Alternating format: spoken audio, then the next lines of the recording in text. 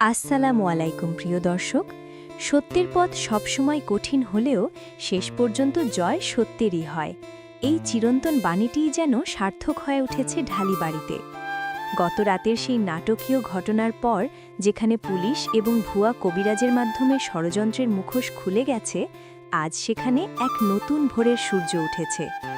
সালাউদ্দিন এখন বিষক্রিয়া মুক্ত হয়ে সুস্থ জীবনের পথে ফিরে আসছে। এই বিজয়ের নেপথ্যে থাকা সাহসী নারী আমিনার প্রতি দর্শকদের ভালোবাসা ও দোয়াই ছিল মূল শক্তি। সপ্তম 10 পর্বের শুরুতেই আমরা দেখতে পাব ঢালিবাড়ির সেই গুমোট পরিবেশ অনেকটা কেটে গেছে। সালাউদ্দিনকে আজ অনেক দিন পর নামাজ পড়ে শান্তিতে বারান্দায় বসে থাকতে দেখা যাবে। তার চোখ মুখে এখন আর সেই অস্বাভাবিকতা নেই। আমিনা পরম মমতায় তাকে খাবার পরিবেশন করছে।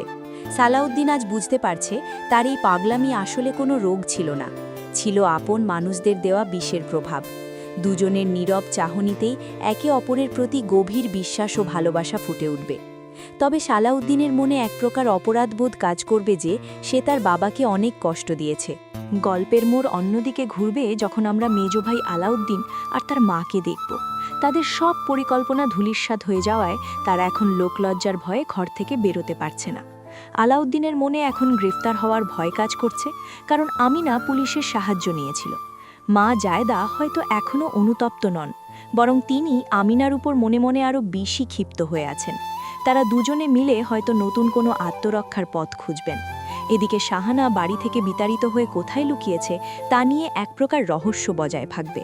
রাইসুদ্দিন ঢালি সাহেবকে দেখা যাবে আজ বড় ছেলের মাথায় হাত রেখে দোয়া করতে।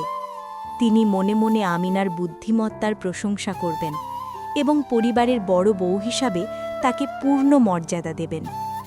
সালাউদ্দিনের সুস্থতা যেন বাড়ির প্রধান কর্তার মনে শান্তি ফিরিয়ে এনেছে।